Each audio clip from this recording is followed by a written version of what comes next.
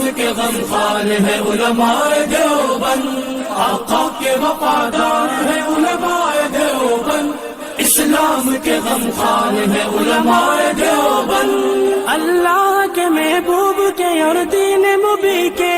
اللہ کے محبوب کے اور دین مبی کے حقدار۔ تو اندھیرے میں کہاں ڈھونڈ رہا ہے سورج، وہ دیکھ گنبد خضرا میں چھپا ہے سورج، کہ تو اندھیرے میں کہاں ڈھونڈ رہا ہے سورج، وہ دیکھ گنبد خضرا میں چھپا ہے سورج، اور ایک سورج کے اشاروں پہ چلی ہے دنیا، میرے آقا کے اشاروں پہ چلا ہے سورج۔ اب آئیے میں اپنے پروگرام کی بہت اہم کڑی اور انتہائی محترم اور معزز شخصیت جناب حضرت مولانا مفتی محمد نعیمی صاحب دامت برکاتہم کو انتہائی ادب و احترام کے ساتھ دعوت دیتا ہوں، جو استاد فقہ و فتاوی اور نائب مفتی ہیں جامعہ اسلامیہ ریڑھی تاجپورہ کے حضرت والا تشریف لائیں اور ہم سبھی کو اپنے ناصحانہ کلمات سے نواز کر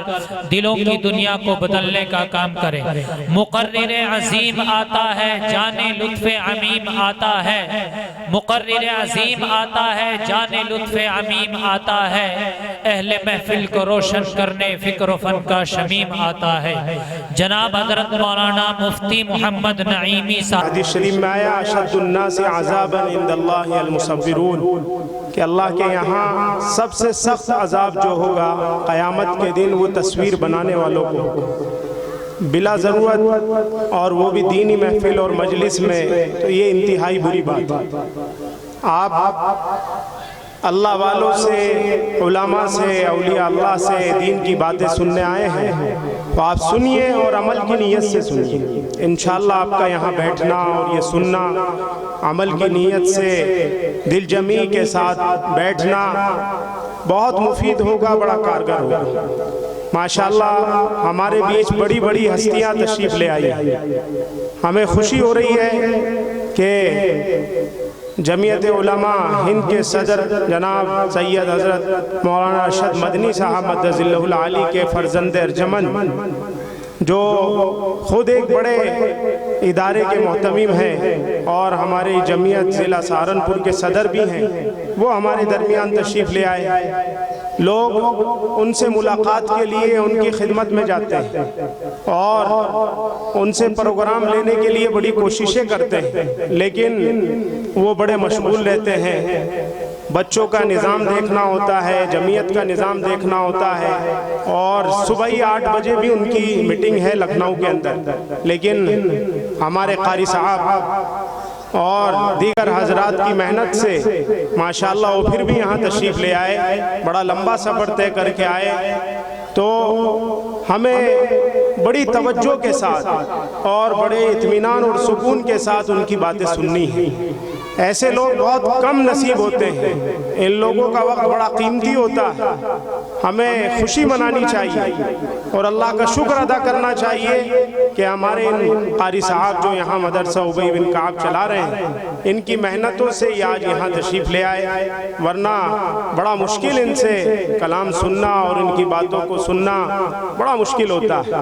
بہرحال اللہ نے یہ موقع دیا ہے، تو انشاءاللہ جب تک حضرت بیان کریں گے ہم بڑی توجہ کے ساتھ اس کو سنیں۔ حضرت آ رہے ہیں، ان کے آنے تک چند باتیں میں آپ کی خدمت میں پیش کر رہا ہوں۔ ماشاءاللہ میں نے پروگرام سنا بچوں کا، جب تو بچے ہی تھے جب بچوں کا پروگرام چل رہا تھا، چند لوگ یہاں بیٹھے ہوئے تھے، بچوں کے پروگرام کو سن کر بڑی خوشی ہوئی،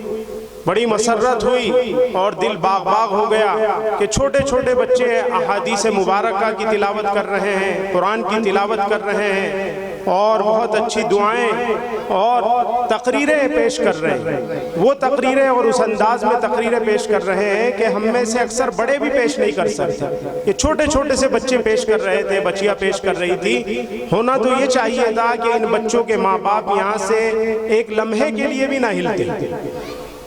وہ ان کی حوصلہ افزائی کرتے، ان کے سر پر ہاتھ رکھتے، ان کی باتوں کو توجہ سے سنتے، تو اگلا پروگرام وہ اور عمدہ پیش کرتے۔ لیکن میں دیکھ رہا تھا کہ یہاں چند لوگ بیٹھے ہوئے تھے، ان میں سے ماشاءاللہ کافی لوگ ان بچوں کی حوصلہ افزائی بھی کر رہے تھے، ان کو کچھ نقد نذرانہ بھی پیش کر رہے تھے۔ تو یہ ہمارے ہی بچے ہیں۔ بزرگوں اگر ہم ان پر محنت نہیں کریں گے، ان کی طرف توجہ نہیں دیں گے اور ان کو نہیں سراہیں گے تو یہ آگے نہیں بڑھ پائیں گے، ان کا حوصلہ پست ہو جائے گا کہ وہاں تو کوئی سننے والا بھی نہیں تھا، بچے آپس میں بیٹھے ہوئے باتیں کر رہے تھے، بڑے بھی ہنس رہے تھے، ہم جو کچھ بول رہے تھے خود ہی سمجھ رہے تھے، خود ہی بول رہے تھے، ہمیں کوئی داد دینے والا بھی نہیں۔ بزرگوں یہ کوئی چھوٹی تیاری نہیں ہوتی، اسٹیج پر آ کر جب نمبر آتا ہے بولنے کا تو آدمی کے پیر ڈگمگاتے ہیں، بدن کا رواں رواں جو ہے کھڑا ہو جاتا ہے۔ ہزار آدمیوں میں بولنا، سینکڑوں آدمیوں میں اپنے مافی ضمیر کو ادا کرنا،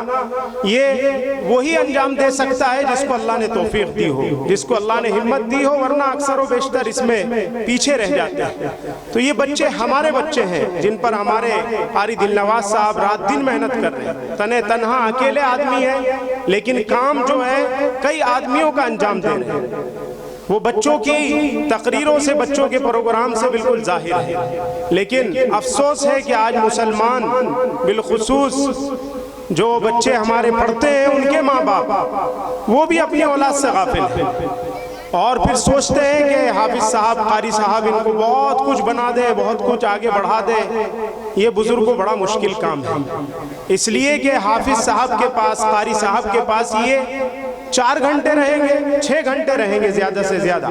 اور گھر میں یہ آپ کے پاس 18 گھنٹے رہیں گے۔ اگر آپ ان پر توجہ نہیں رکھیں گے، آپ ان کی دیکھ بھال نہیں کریں گے، آپ ان کا کام نہیں دیکھیں گے، آپ بٹھا کر کام اگلا نہیں کرائیں گے اور ان کو انسان بنانے کی کوشش نہیں کریں گے، گھر میں اچھا ماحول نہیں بنائیں گے تو وہ 6 گھنٹے کی محنت بیکار ہو جائے گی۔ 18 گھنٹے زائد ہوتے ہیں، ظاہر سی بات ہے 18 گھنٹے جس ماحول میں رہیں گے اور جیسی محنت ان پر ہوگی وہ زیادہ اثر انداز ہوگی بنسبت 6 گھنٹوں۔ اس لیے آپ سے درخواست ہے کہ ماشاءاللہ اچھا کام ہو رہا ہے، اچھی محنت ہو رہی ہے، تو آپ بھی اپنی توجہ ان کی طرف رکھیں۔ آپ صرف کمانے کے لیے دنیا میں نہیں آئے کہ صبح اٹھے اور چل دیے اپنے کاروبار پر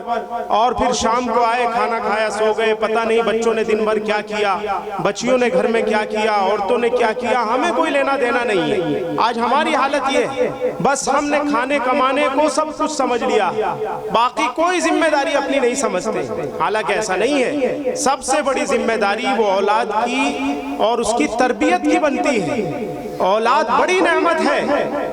جن کے پاس نہیں ہے آپ ان سے پوچھئے اولاد کیا چیز ہے، لیکن اللہ نے اگر ہمیں دی ہے، آپ کو دی ہے تو اس کی قدر کرنی ضروری ہے۔ آپ قدر کریں گے تو ان کی زندگیوں میں 4 چاند لگیں گے، آپ ان کو انسان بنانے کی کوشش کریں گے تو یہ انسان بنیں گے۔ آپ صرف کمانے میں لگے رہیں گے تو بچہ نہ جانے کیسے کیسے دوستوں کے ساتھ رہے گا، کیسے کیسے ماحول میں رہے گا، بچیاں کیا ماحول اپنائیں گی، ہمیں کچھ پتہ نہیں ہوگا اور ہم بے فکرے رہیں گے اور ادھر گھر کا بیڑا غرق ہو جائے گا۔ آج ضرورت ہے ہمیں اپنے گھروں میں توجہ دینے کی۔ کھانا کمانا اتنا بڑا کام نہیں ہے، جانور بھی اپنا پیٹ بھرتے ہیں، آپ نے دیکھا ہوگا صبح سویرے نکلتے ہیں، ان کے پاس کوئی انتظام نہیں ہوتا، لیکن اللہ ان کو کبھی بھوکا واپس نہیں بھیجتے۔ اپنے گھروں کو، اپنے گھونسلوں کو آتے ہیں تو بھر پیٹ کھانا کھا کر آتے ہیں اور سو جاتے ہیں۔ تو بتائیے اگر یہی مقصد ہماری زندگی کا ہے تو پھر تو یہ کام جانور بھی کر رہے ہیں، ایک پرندہ بھی کر رہا ہے، تو اس میں ہمارا کون سا کمال ہوگا؟ پتہ چلا کہ ہماری ذمہ داری اور بھی کچھ ہے۔ اولاد اگر دے دی ہے اللہ نے تو اس کی دیکھ بھال انتہائی ضروری ہے، انتہائی ضروری ہے۔ جو ماں باپ اپنے بچوں پر توجہ نہیں رکھتے ہیں، اولادیں ہاتھ سے نکل جاتی ہیں، ان کے اخلاق بگڑ جاتے ہیں، ان کا کردار بگڑ جاتا ہے، ان کا زندگی گزارنے کا دستور بدل جاتا ہے، اور پھر پریشان پھرتے ہیں ماں باپ کہ بچہ فلاں لت میں ملوث ہو گیا، فلاں لت لگ گئی، فلاں بیماری لگ گئی، فلاں نشے میں پڑ گیا، فلاں کے چکر میں لگ گیا۔ بچیوں کو آگے جانا ہے، ایک گھر کو سنبھالنا ہے، ایک خاندان کو دیکھنا ہے۔ اگر آج ہم نے ان کو روک ٹوک نہیں کیا غلط عقائد پر، غلط اخلاق پر، غلط بولی پر، تو کل وہ درد سر بن جائے۔ آج ہم نے اس کو کام کاج کے لیے نہیں کہا، اس کو ہم نے سینہ پرونا نہیں سکھایا، اس کو ہم نے توجہ نہیں دلائی گھریلو کام پر، تو کل وہ جہاں جائے گی وہاں اس گھر کا بھی بیڑا غرق کرے گی۔ اور اگر آج اس کو آپ اخلاق سکھائیں گے، کردار سکھائیں گے، بڑوں کا ادب احترام سکھائیں گے، تو یہ بچی جس ماحول میں پروان چڑھے گی آگے اسی کے ساتھ بڑھے گی۔ دوسرے کے گھر میں جائے گی تو وہاں بھی یہ کام کرے گی اور وہاں بھی یہ ادب اور احترام کرے گی، عزت سے زندگی گزارے گی۔ اور اگر آپ نے اس کو آج ایسے ہی چھوڑ دیا جس حالت میں یہ تھی، جو چاہے کر رہی تھی، آپ نے کرنے دیا، تو کل یہ شوہر کے ساتھ تنے تنہا رہنے پر راضی ہو، یہ اپنے ساس سسر کا ایک کام کرنے کے لیے تیار نہیں، کیونکہ اس کو عادت نہیں ہے۔ یہ کوشش کرے گی کہ اپنے شوہر کو لے کر دوسری جگہ چلی جائے، پھر آپ دیکھیں گے کہ کیا ہوا ہے، یہ ہماری عزت کو نیلام کر رہی ہے۔ یہ بچی کیسی نکلی؟ بچی یہ خود نہیں بنی ہے، ہم نے اس کو بنایا۔ ہم نے توجہ ہی نہیں دی جب اس کے عادات اخلاق بگڑ رہے تھے، یہ چرچری ہو رہی تھی اور یہ بد زبان ہو رہی تھی، جب ہم پیار اور محبت میں اس کو کچھ نہیں کہہ رہے تھے۔ لیکن اب معاملہ اور آگے بڑھ گیا تو اب رو رہے ہیں، تو رونے سے کچھ ہونے والا نہیں۔ تو اس لیے بزرگوں، ہماری اولاد یہ بڑی نعمت ہے، بڑی دولت ہے۔ حدیث شریف میں آیا اکرموا اولادکم، اپنی اولاد کا اکرام کرو۔ یہ کوئی ایسی چیز نہیں ہے کہ اس کو پھینک دو، اس کو بڑے ادب اور احترام کے ساتھ پالو پوسو، اور جو سب سے پہلا حق ہے کہ نام اچھا رکھو، اور پھر دوسرا حق ہے کہ اس کی تربیت اچھی کرو، تیسرا حق ہے کہ نکاح کا موقع آ جائے، وقت ہو جائے تو شادی کر دو۔ ان حقوق کی طرف ہمیں توجہ دینے کی ضرورت ہے، ورنہ لاکھ ہم ترقی کرتے رہیں، بلڈنگیں بنا لیں، بنگلے بنا لیں، کاروبار بڑھا لیں، اور بچے ہمارے مطیع اور فرما بردار نہ ہوں، ہماری بات ماننے والے نہ ہوں، تو اس دولت کا کیا ہو؟ کس کے لیے کما رہے ہیں؟ وہ آپ کے لیے درد سر بنا ہوا ہے، وہ بال جان بنا ہوا ہے، اور آپ کما رہے ہیں، تو ظاہر سی بات ہے پریشانی ہوگی۔ تو اس لیے بزرگوں، یہ بچے یہ جو ماشاءاللہ بیٹھے ہوئے ہیں، یہ ہماری آنے والی نسلیں، یہ کہیے فی الحال نرسری کی شکل میں ہے، کل انہی سے باغ لگنا ہے، باغ لگے گا انہی سے۔ اگر آپ نے ان کی دیکھ بھال کی تو انشاءاللہ اچھا باغ تیار ہوگا، پھلدار درخت بنیں گے، یہ سائے دار درخت بنیں گے۔ اور اگر آپ نے ان کی ناقدری کی تو جیسے پودے کی ناقدری کی جائے تو وہ صحیح پھل دینے کے لیے تیار نہیں ہوتا، وہ سوکھ جاتا ہے،